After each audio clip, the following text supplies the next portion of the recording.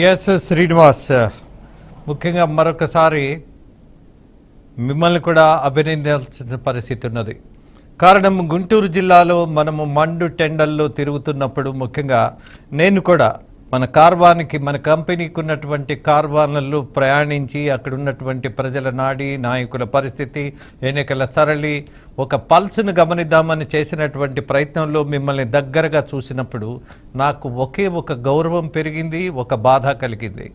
మండు టెండర్లను కూడా లెక్క చేయకుండా ప్రతి నియోజకవర్గానికి మీరు వెళ్ళి అక్కడ నాయకులను అక్కడ జరుగుతున్నటువంటి విషయాలను పరిశీలించి రిపోర్ట్ చేస్తూ ప్రతి క్షణం అనునిత్యం సమాచారం అందించినటువంటి మీ కమిట్మెంట్ని అభినందిస్తూ, బట్ ఈ ఎండల్లో మీరు పడ్డ బాధకి మాత్రం కొంత ఉపశమనం ఉండాలని ఆశిస్తూ శ్రీనివాస్ మిమ్మల్ని అభినందిస్తున్నా.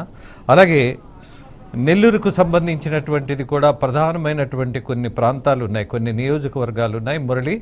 వాటికి సంబంధించి కూడా what are the important constituencies in the Nellore? ధన్యవాదాలు శ్రీనివాస్.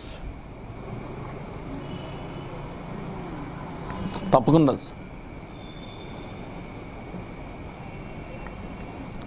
చెప్పండి. ఎందుకంటే నెల్లూరు జిల్లా అంటేనే రాజకీయంగా చైతన్యం కలిగినటువంటి జిల్లా అంటారు. ఈ జిల్లాలో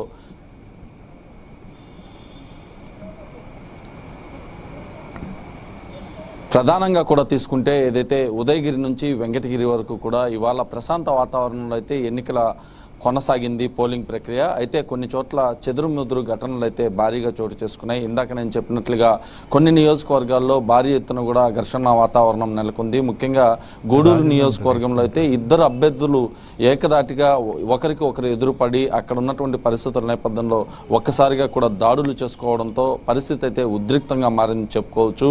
గూడూరు నియోజకవర్గంలోని చిల్లకూరు ప్రాంతంలో మేరిగ మురళి వైఎస్ఆర్ కాంగ్రెస్ పార్టీ అభ్యర్థి అక్కడికి చేరుకునేటటువంటి సమయానికి ఒక్కసారిగా పోలింగ్ బూత్లోకి ఎందుకు ఇంతమందిని అనుమతిస్తున్నారు అంటూ అక్కడ ఉండేటటువంటి కార్యకర్తలు నేతలకు మధ్య వాగ్వాదం జరిగింది. దీంతో ఒక్కసారిగా రెచ్చిపోయినటువంటి స్థానికంగా ఉన్నటువంటి కార్యకర్తలు ఒకరిపై ఒకరు తోపులాట చేసుకున్నారు, ఒకరిపై ఒకరు దాడులు చేసుకున్నారు. ఈ ఘటనలో అభ్యర్థిపై కూడా దాడి చేసినటువంటి పరిస్థితి ఏర్పడింది. దీంతో పోలీసులు ఘటనా స్థలానికి చేరుకుని అక్కడ ఉన్నటువంటి తోపులాట చేసుకుంటున్నటువంటి వ్యక్తులను అందరినీ కూడా అక్కడ నుంచి తరిమేయడంతో కొంతమేర విషయం అయితే సర్దుమణిగింది. కానీ ఉద్రిక్త పరిస్థితి అయితే కొనసాగినటువంటి పరిస్థితి. ప్రస్తుతం అయితే ఉదయగిరి నియోజకవర్గంలో ఇంకా కూడా ఓటింగ్ కొనసాగుతుంది. దాదాపు రాత్రి 9 గంటల వరకు 9:30 వరకు కూడా ఈ ఓటింగ్ జరుగుతుందని చెప్పి అధికారులు అయితే చెప్తున్నారు. దీంతో అదేవిధంగా మరొక విషయం, ఒక నివేదిక ఉంది ఆంధ్రప్రదేశ్లో మహిళలు కొంత ఇబ్బంది పడ్డారు అని.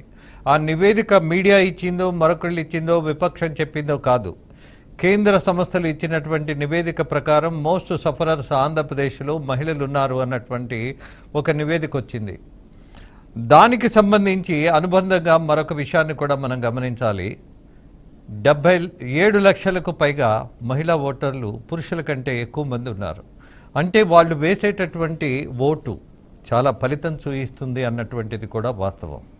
ఈ వాస్తవ నేపథ్యంలో మనము అక్కడ ఉన్నటువంటి ఎన్నికల సరళి చూసినప్పుడు మహిళా ఓటర్లు ఉత్సాహంగా బాధ్యతగా ముందుకు వచ్చినటువంటి పరిస్థితి కనపడిందా? ఉద్రిక్తతలు పక్కన పెట్టేస్తే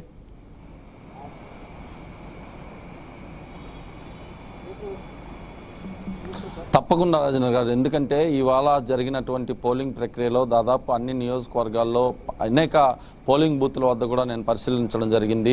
భారీ ఎత్తున మహిళా ఓటర్లు క్యూ లైన్లలో వచ్చినటువంటి పరిస్థితి.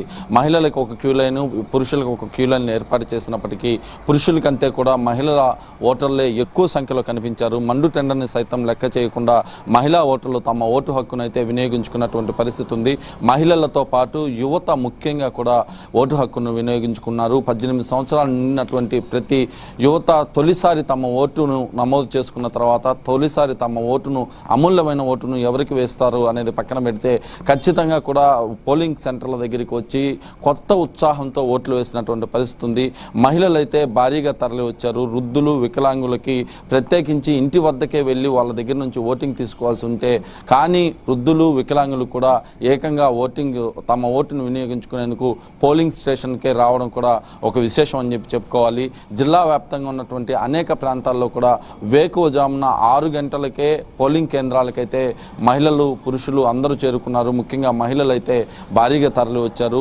ఉదయం 10 గంటల వరకు జరిగినటువంటి పోలింగ్లో మహిళా ఓటర్లు ఎక్కువగా ఉన్నారు. మధ్యాహ్నం సమయంలో కూడా దాదాపు మహిళా ఓటర్లు కనిపించారు. కాసేపటి క్రితం అంటే 6 గంటలకి పోలింగ్ ముగిసే సమయానికి నేను ఇచ్చినటువంటి రిపోర్ట్ ఇచ్చినటువంటి ఒక కేంద్రంలో అయితే మహిళా ఓటర్లే అత్యంత ఎక్కువగా ఉండడం నేనైతే ప్రత్యేకంగా గమనించానని చెప్పుకోవచ్చు. అంటే దీన్ని బట్టి చూస్తే మహిళల్లో మురళీకృష్ణ, మీరు పడ్డ కష్టం, మీరు చేసినటువంటి ప్రయత్నం, మిమ్మల్ని కూడా మరొకసారి అభినందిస్తూ ఎండలను లెక్క చేయకుండా సైనికుల్లాగా పనిచేసినటువంటి మీ అందరికీ పేరు